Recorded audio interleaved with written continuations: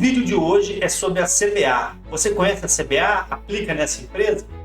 Então, hoje o que todo mundo está falando é o seguinte: nossa, CBA está barato demais, está compensando comprar, encher o carrinho de CBA.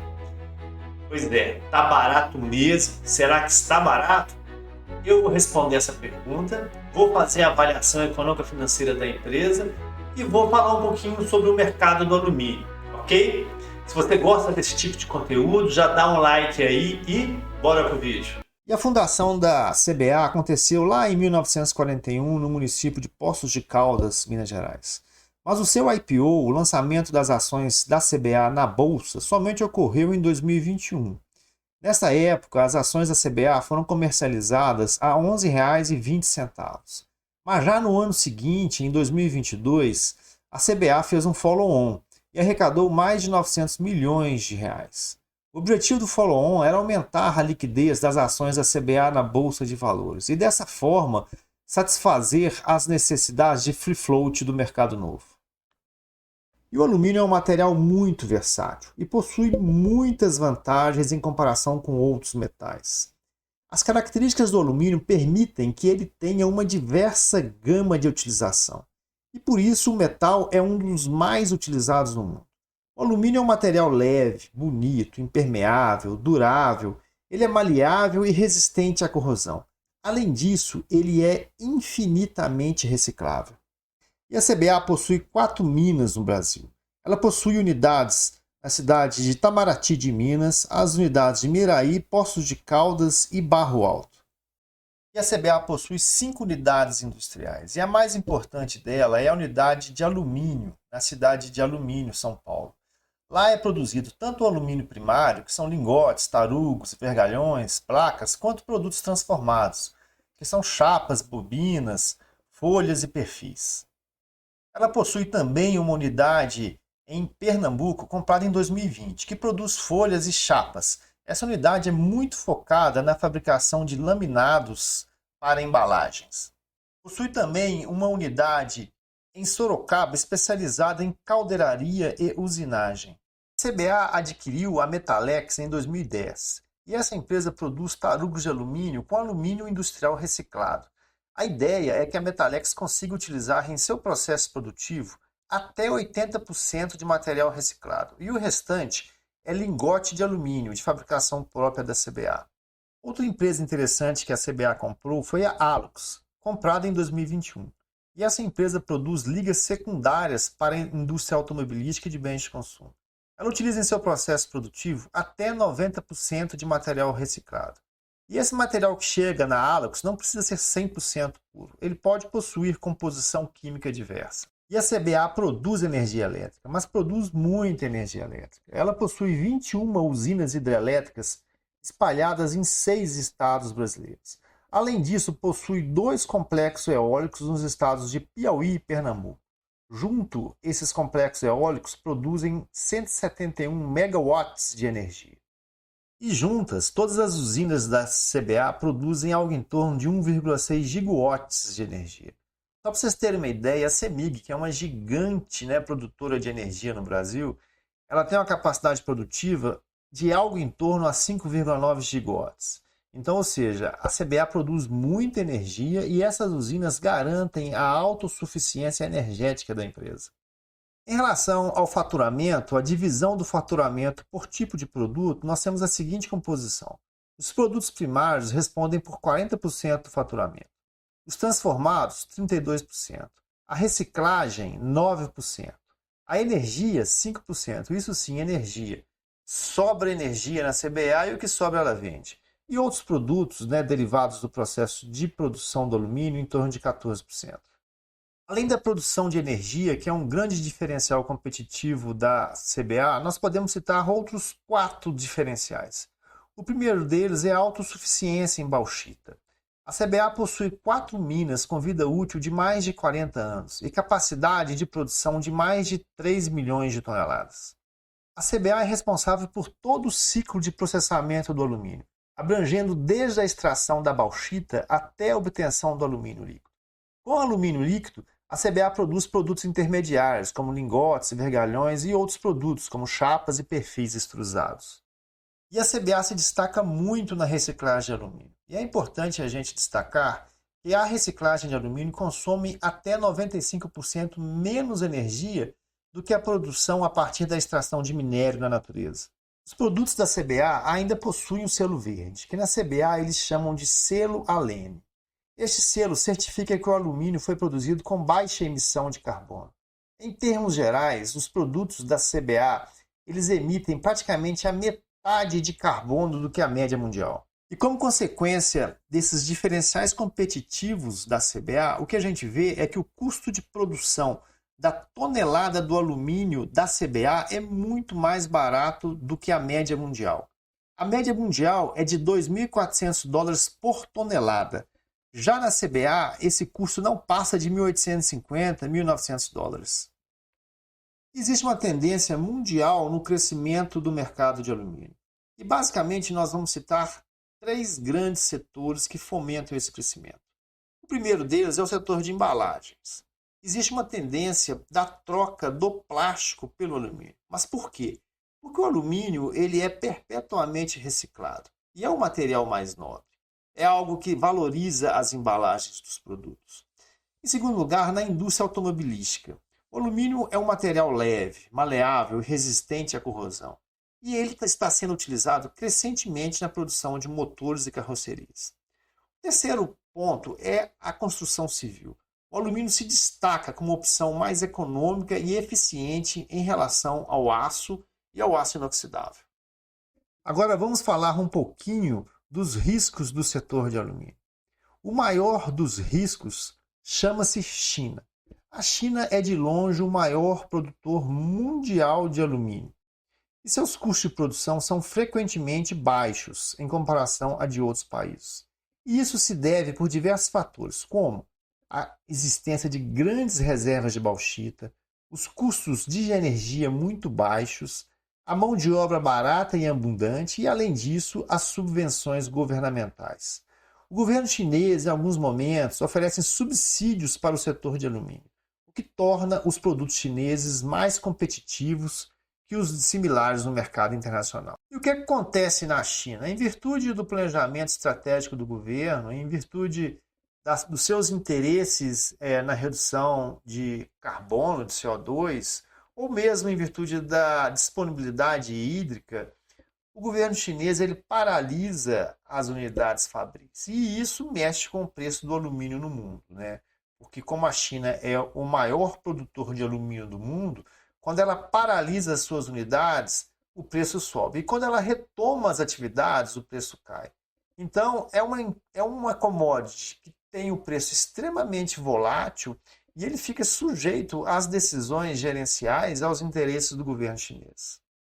Ainda em relação à China, além dela ser a produtora de praticamente 60% de todo o alumínio que é fabricado no mundo, ela consome também em torno de 60% de todo o alumínio do mundo. E ela consome prioritariamente na construção civil. Então, o consumo e o preço do alumínio tem uma correlação direta com a construção civil na China.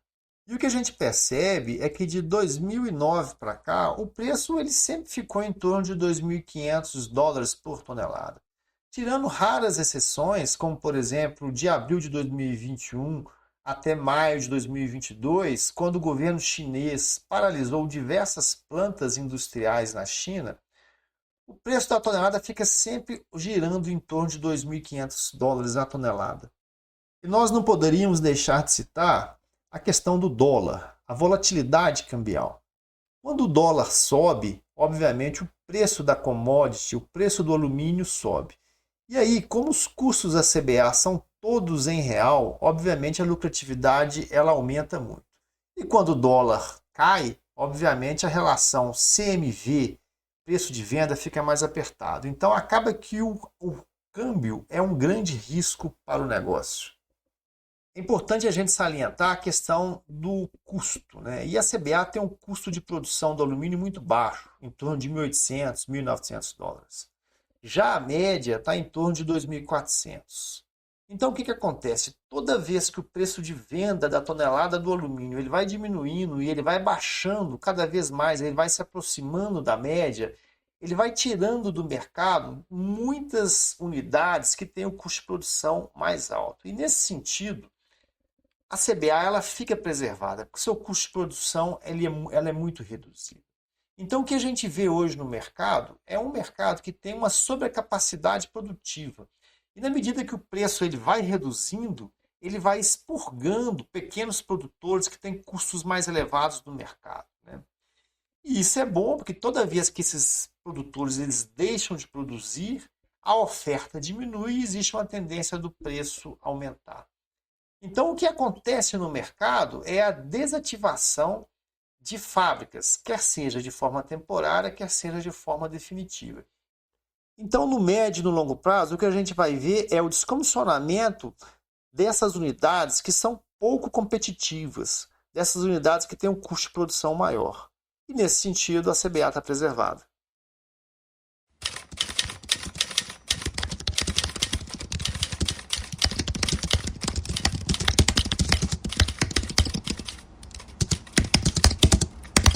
Bora lá fazer a avaliação econômica financeira da nossa querida CBA.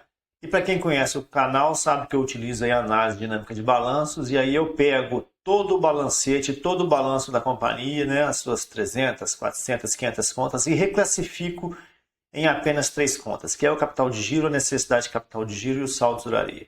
E eu fiz isso aí para os anos de 2019 a 2024, né?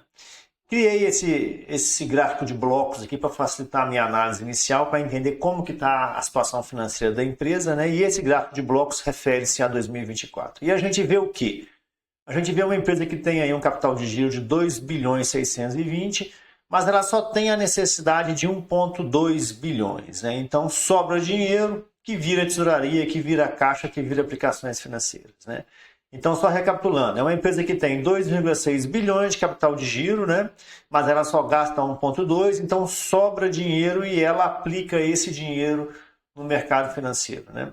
Aqui a gente faz aqui a derivação, né? A plotação das retas de necessidade de capital de giro próprio, saldo de tesouraria, e a gente vê o quê? A gente vê o capital de giro lá em cima, né? Uma situação super desejável, né? E a necessidade de capital de giro cá embaixo. Então, essa diferença que existe entre a necessidade de capital de giro e o capital de giro próprio é o saldo de tesouraria, né? Que seria a diferença entre a linha do zero e a linha amarela, né?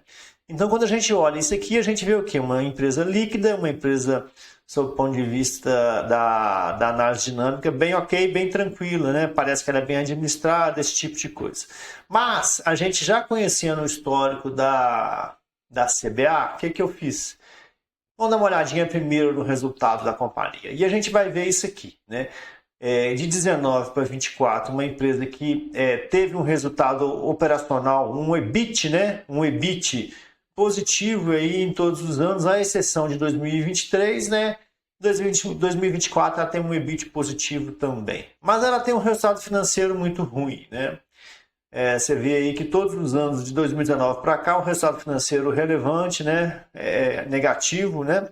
Então, ou seja, uma empresa que paga mais despesas financeiras do que recebe juros, né? E esse resultado financeiro muito negativo impacta no lucro líquido, né? Então a gente percebe o quê? Uma empresa que de 2019 a 2024, né, 4 anos ela deu prejuízo na última linha e 2 anos ela deu lucro, né? Engraçado aqui é que 2021 e 2022 ela deu um lucro, né, positivo em torno de 9%, 10%. Se a gente for olhar o EBIT, a gente vai ver que é justamente nesses 2 anos que o EBIT aí estavam em níveis superiores, né, 16% e 12% respectivamente, né? Uma coisa que é muito interessante a gente olhar na CBA é o CMV, né? Tem o CMV alto e tem o CMV volátil, né?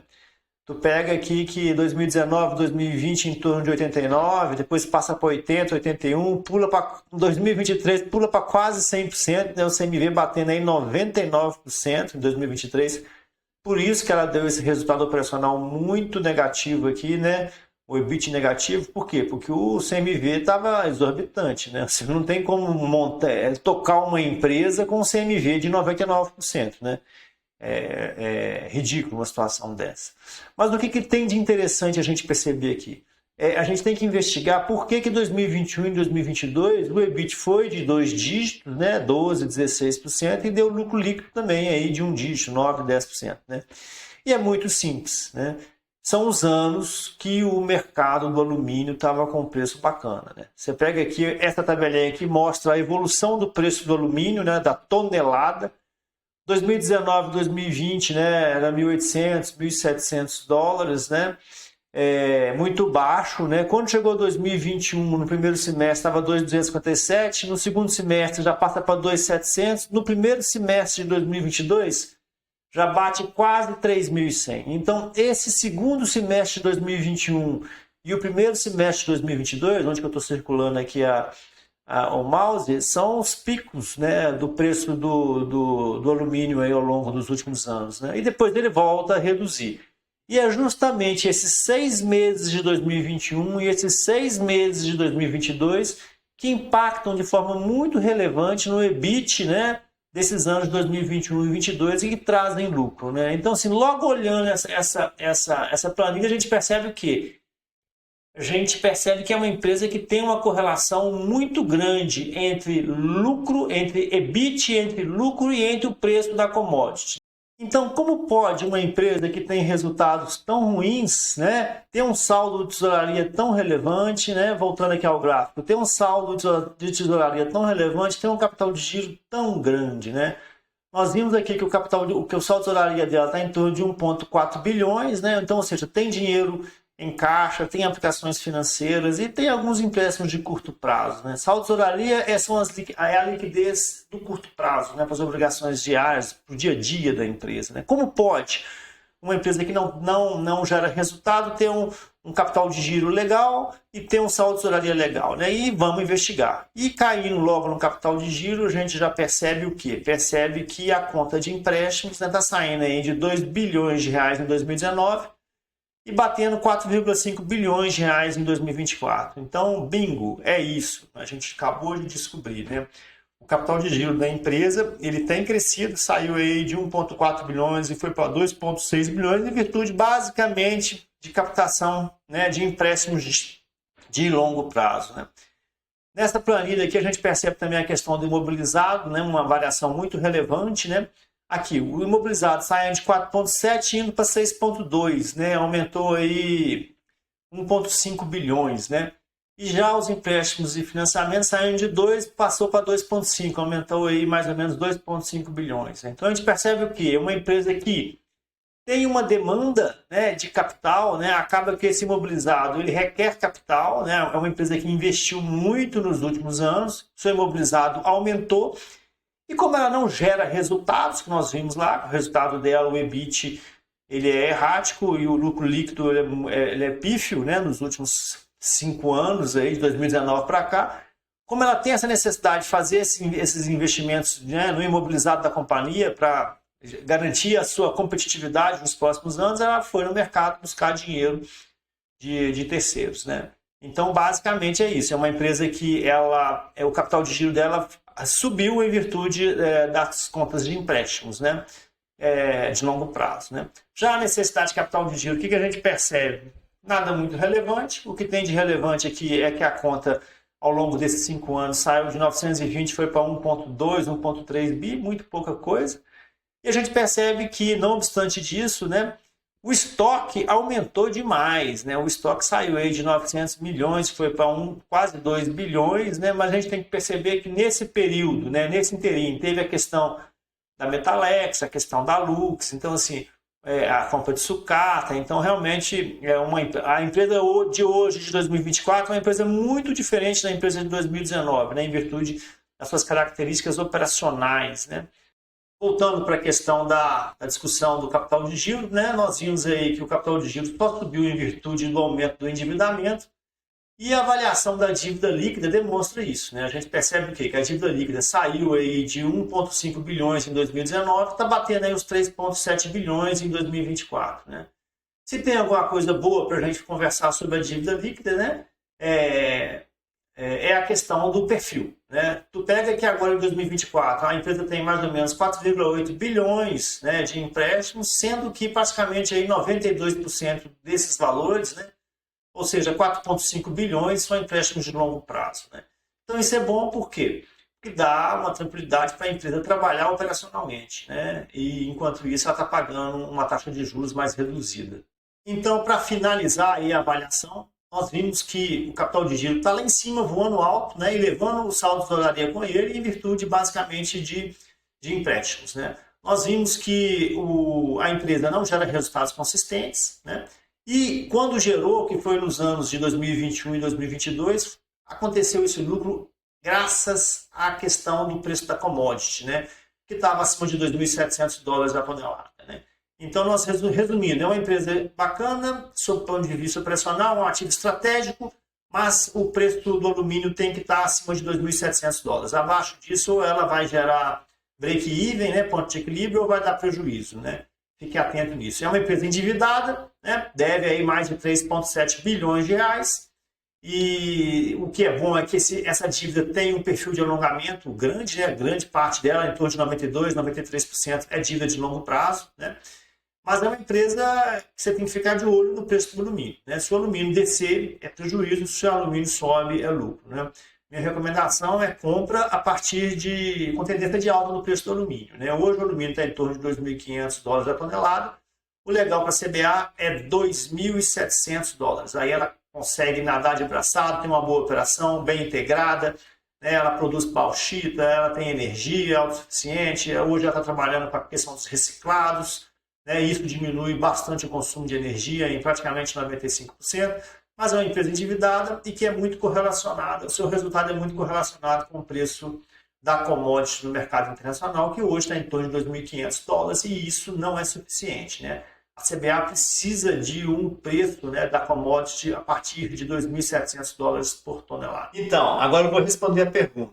Afinal de contas, a CBA está barata mesmo? Está assim dada? Então, vamos separar essa resposta em duas etapas, ok? A primeira etapa eu vou falar um pouquinho da operação. Então, nós vimos que a CBA é uma bela empresa, sem similar no Brasil. É uma empresa totalmente integrada, ela domina o processo de transformação da bauxita até o produto acabado.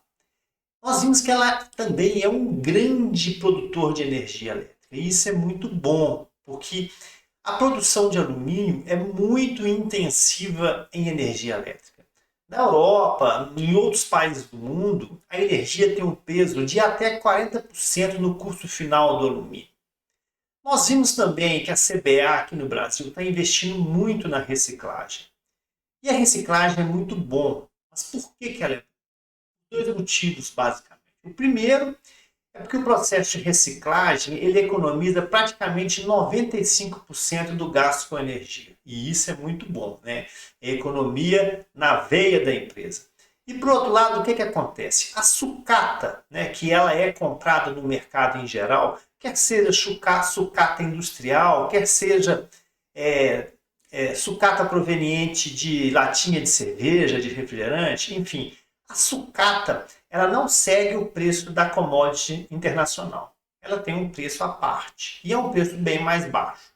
Então a CBA ela ganha muito dinheiro no processo de reciclagem, tanto na questão da economia da energia quanto na aquisição do material, do insumo, né? Nós vimos que é uma empresa que ela nos últimos 4 anos investiu muito, né? Se você pega a própria conta de imobilizado da companhia, você vai ver que ela economizou, ela investiu mais ou menos R$1,5 bilhão. Acontece um outro problema, é que a CBA é uma empresa meio complicada sob o ponto de vista de resultados financeiros. Mas como assim? Como assim? Vamos com calma. Em primeiro lugar, é o seguinte, vamos olhar a questão dos fundamentos, né, da análise dinâmica. Nós vimos que é uma empresa que tem um capital de giro lá em cima, né, com saldo de tesouraria lá em cima. É uma empresa que tem uma liquidez muito adequada. E isso é muito bom, porque dá tranquilidade para se trabalhar. Mas analisando, né, os indicadores, nós percebemos que a geração do capital de giro próprio ela não é endógena, ela não é fabricada internamente pelo seu processo produtivo. Muito antes, pelo contrário. nós vimos que a empresa de 2019 para 2024 é uma empresa com o resultado muito ruim. Somente em 2 anos, 2021 e 2022, ela teve lucro líquido, né, positivo. Todos os outros anos foram prejuízos, né? Nós vimos que até o próprio EBIT, né, ele sofre um pouco menos porque o EBIT está antes das despesas financeiras. Então ele é até ok. Em alguns anos, na maioria dos anos, ele é até ok. Mas quando bate as despesas financeiras, o lucro líquido fica no vermelho, né? E por que a despesa financeira é tão alta? A CBA é uma empresa muito endividada. Ela deve mais de 3,6 bilhões de reais. Embora toda essa dívida, né, 93% seja de longo prazo, tem custo financeiro, né? E isso é muito ruim. Então, assim, operacionalmente, você tem uma CBA muito bacana, porque ela é uma indústria integrada, ela tem um custo de produção mais barato, né? Como eu falei no próprio vídeo anteriormente, o custo de produção da CBA está em torno de US$ 1.900. No mundo está em torno de US$ 2.200, né? Então ela é mais ou menos aí, hoje, uns 15% mais barata do que a média mundial, né? Ela consegue ser mais eficiente do que a média mundial. Mas isso não é suficiente, porque nós temos aí uma commodity que está com o preço do alumínio em 2.450, né? Então ela tem essa margem de 1.900 para 2.450, ou seja, uns R$ 550, para pagar as despesas financeiras, para pagar os impostos, os tributos e continuar gerando o negócio, né? Ter capital de giro para investir no negócio, para continuar ampliando, fazendo crescimento orgânico e inorgânico, e ela gosta de fazer o crescimento inorgânico. Ela comprou a Alux há pouco tempo, comprou a Metalux, que são empresas de reciclagem, mas ela tem esse problema, né? Porque ela é uma empresa que não gera resultados consistentes na última linha, né? Um EBIT fraco, uma despesa financeira muito alta, porque ela é uma empresa muito endividada e um lucro líquido muito baixo, né? Avaliando todos os resultados da empresa, o que a gente concluiu? Né? Que nesse passado recente, que é de 2019 para cá, ela só deu lucro em 2 anos, que foram os anos 2021 e 2022. Mas por que ela deu lucro nesses 2 anos? Porque nesses 2 anos você teve o pico do preço do alumínio, né? Que saiu aí que girou em 2.700 a 3.200, né? No último trimestre de 2021, né? E no primeiro semestre de 2022. Depois disso ele recuou e está em $2.500 a tonelada, né? Então, o que acontece? Fazer investimento na CBA não é investir no negócio CBA. Operacionalmente, ela é uma empresa ok, bacana, tá? Uma empresa integrada, uma empresa muito competitiva, tem um custo mais barato que os outros players no mundo, né? Mas ela é uma empresa endividada e ela trabalha num segmento complicado e que o preço não decola. O preço não decola. Então, você investir em CBA é apostar na alta do alumínio. E isso vai acontecer agora, daqui para frente? Para onde que vai a commodity nos próximos anos? Essa é a pergunta que a gente tem que fazer. Para onde que vai o preço do alumínio? E o preço do alumínio são duas equações, oferta e demanda. Ali onde cruza a oferta com a demanda, está definido o preço, qual que é o preço do mercado. Então vamos falar da oferta. O que nós temos hoje em relação à oferta? Nós temos a China, que produz praticamente 60% do alumínio no mundo. E a China é um país complicado. Ela tem esse planejamento centralizado. E o que nós vimos aí nos últimos anos foi o quê? Foi uma China que limitou, né, quantidade de produção. Né? Ela se autolimitou a quantidade de produção em função de duas variáveis, da emissão de CO2, né, por causa de toda essa pegada da sustentabilidade, enfim, da descarbonização, e ela também limitou a sua produção em virtude da disponibilidade hídrica. Né? Então, se você pega lá 2021 para 2022, quando o preço estourou, né, por que ele estourou? Ele estourou por causa da China, né, que ela desativou algumas indústrias de forma temporária, então a oferta diminuiu e o preço subiu.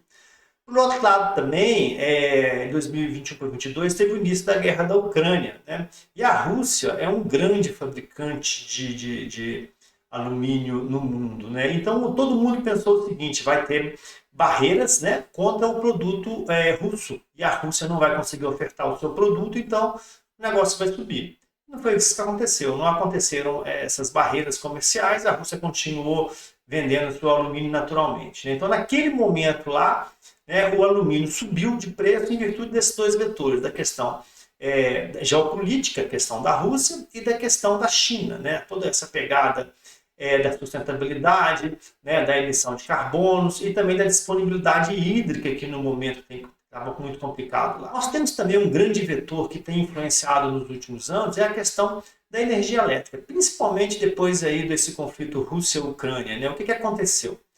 A energia subiu. No que a energia subiu, muitas usinas, né, de alumínio foram desativadas, né? Na Holanda, por exemplo, praticamente tudo fechou. Por quê? Porque o gás, né, que alimentava aquele país da Holanda lá vinha da Rússia e o preço subiu. Então, assim, praticamente todas as usinas de alumínio fecharam a sua produção aí há uns 2, 3 anos atrás. Então, o que impacta a oferta? É China, tensões geopolíticas e essa questão da energia, do custo da energia. Agora, o que pega do lado da demanda, né? Nós vemos que o alumínio é um material sensacional, sensacional, né? Ele é versátil, ele é leve, ele é bonito, ele é maleável, ele tem condutibilidade, ele é sem igual, mas ele é caro. Ele é caro. E quais são os mercados do alumínio no mundo, né? Basicamente, os 3 principais é embalagem, transporte e construção civil. O mercado de embalagens, ele nada de braçado na questão do envasamento de líquidos, né? Coca-Cola, cerveja, refrigerantes, esse tipo de coisa. Agora, nas embalagens de alimento, existe um processo de troca natural. Só que ele vai acontecer e está acontecendo de forma gradual. Não é de uma hora para outra que você vai trocar. Você vai sair do plástico e vai para o alumínio. O alumínio é muito mais caro, é muito mais nobre, mas é muito mais caro, né? A gente estudou isso também no caso da Irani, né, que ela está sendo beneficiada pela troca das embalagens de plástico pelas embalagens de papelão. Depois você dá uma olhada no site aí. Nós temos esse vídeo. Agora, na questão do alumínio, é isso. A troca vai acontecer? Vai acontecer paulatinamente, gradativamente, aos poucos, né? A questão da construção civil também, que é um grande vetor de demanda, é uma grande pergunta, né? Assim, o que vai acontecer com a construção civil no mundo, na China, nos próximos anos? Nós vimos que a China tirou o pé da construção civil. E nós vimos que aqui no Brasil a gente fica muito dependente da questão do Minha Casa Minha Vida, né? Da questão da taxa de juros, né? Com a taxa de juros mais alta, a construção civil ela diminui, ela arrefece, e aí a demanda por insumos diminui. Para onde que vai o consumo da construção civil? É muito complicado a gente definir isso, né? Outro aspecto também muito importante é a indústria automobilística, né? E principalmente no vetor dos carros elétricos, né? Mas para onde vai a demanda dos carros elétricos, né? O que nós vimos é que, num primeiro momento, né, foi muito bacana, teve muita produção, mas agora o mercado está começando a repensar se realmente é uma boa opção para todos os tipos de consumidores. Então, sob o ponto de vista da demanda, nós temos esses 3 principais pontos, que é a embalagem, a construção civil e a indústria automobilística, né? Mas, assim, o aumento ele é gradativo, ele não é exponencial. Você não vai ter um pico na produção, na demanda. Você não vai ter um pico. Então, ele vai sendo aumentado passo a passo, pouco a pouco, tá? O que pega mesmo é a oferta. E aí a oferta, basicamente, você fica na mão de chinês, que detém aí 60% do mercado. Então, por isso que é complicado.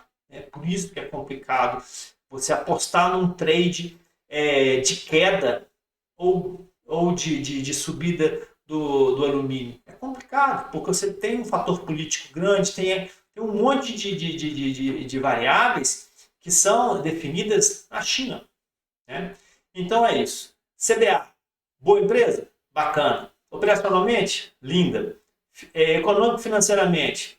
Nem tanto, né? Está endividada, despesas financeiras muito altas. Agora em 2024, até o terceiro trimestre pagou aí 600 milhões, né, de resultado líquido de despesa financeira. Nem tanto, né? Tem futuro? Muito. Eu acho que o alumínio é o metal do futuro.